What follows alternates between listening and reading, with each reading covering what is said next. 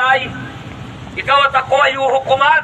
Ano man ang ginawa natin, mabuti man o masama. Kaya habang may panahon pa po, hindi pa tayo maharap sa Panginoon. Habang may panahon pa, meron kang pagkakataon, malakas ka pa, humihinga ka pa. Kaibigan, magpaliklog ka na sa Diyos. Habang hindi pa po inuod ang ating katawang ito, ipaglingkod na natin ito sa Diyos. Yan po ang gusto ng Panginoon.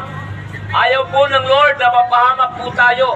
Gusto ng Lord na makapiling na tayo kapag po tayo lumisan sa mundong ito. Sapagkat ikaw at ako ay hindi po permanente sa mundo. Tayo po ay temporary lang sa mundong ito. Ikaw at ako ay harap sa Diyos. Ikaw at ako ay uhukuman. Walang taong hindi harap sa Diyos. Lahat ng tao po haharap sa Diyos. Sapagkat tayong lahat nilikha ng Diyos. Subalit hindi lahat anak ng Diyos. Sapagkat ang tao ay nagkasala, nahiwalay sa Diyos dahil po sa kasalanan. Nagkaroon po ng pader, nagkaroon po ng pagitan ang tao at ang Diyos. At ito po ang dahilan kung bakit po ipinadala ng Ama si Lord Jesus Christ para po tayo ay tubusin sa ating mga kasalanan. Ang sabi po ng John 3:16, kayo na lamang ang pag-ibig ng Diyos sa sanlibutan, kaya ibinigay niya ang kanyang bukmang na anak upang ang sino man sa kanyang sumampalataya hindi mapahamak, kundi magkaroon ng buhay na walang hanggan. Si Jesus po ang ipinadala ng Ama para tayo po ay magkaroon ng kapatawaran sa ating mga kasalanan. Ang dugo po ni Kristo ang tumubos sa kasalanan mo at kasalanan ko. Ang buhay po ni Kristo, kanya pong ibinigay. Napako siya sa krus ng Kalbaryo. Hindi po relihiyon, hindi po tao, hindi basta-basta. Si Jesus Christ po ang ipinadala ng Ama. Buktong na anak. Buktong na anak. Isinakripisyo para sa iyo. Isinakripisyo para yung relasyon sa Kanya ay maibalik.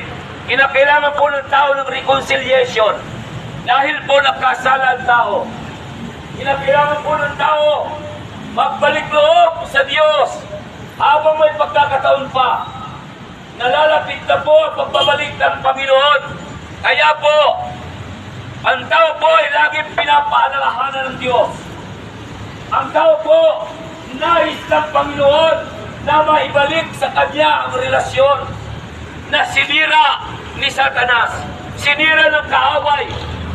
Ang kasalanan ito ang dahilan kung bakit ang tao po gumagawa ng kasalanan kahit hindi inuutusan, kahit hindi sila sabihan. Siya po ay kontrolado ng kasalanan. At para hindi siya makontrol ng kasalanan, kinakailangan po niya na magpaliklob sa Diyos para po siya mabigyan ng kapangyarihan para kanyang malabanan ang kasalanan.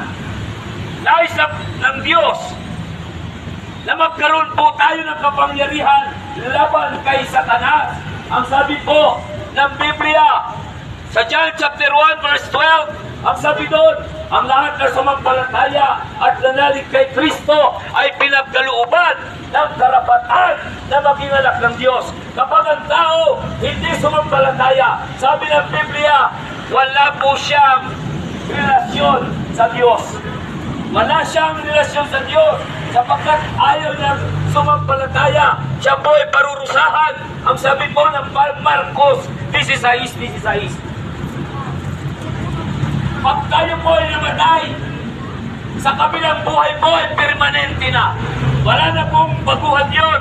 Wala nang alisan kung saan tayo mapupunta. Kung mapunta ang kaluluwa mo sa impyerno, walang pinto ang impyerno para takasan, para daanan. Wala yung pintana. Sabi ng Biblia, ito'y kumukulong na sopre. Ito'y kumukulo. Naglalagablab na apoy at sopre. Ito'y parang dagat. Wala po doon refrigerator. Walang aircon sa impyerno. Sabi ng Biblia, ang kaluluwa na mapupunta doon ay magpawalang hanggan. Forever and ever and ever. Kayo't din ang kaluluwa na mapupunta sa langit, sa piling ng Diyos. Wala nang baguhan. Wala nang alisan. Wala po doon masama masaang ugali, walang magnanakaw, walang mamamatay tao sa langit. Doon po, magpawalang hanggan ang kasayahan na magpupuri yung pag na buhay. libre atoy. Sa langit po, ang mga kaluluwa doon, Ate, magpupuri libre yung sa babasahin Diyos. po. Awatem. Doon walang mananakit. Hindi ka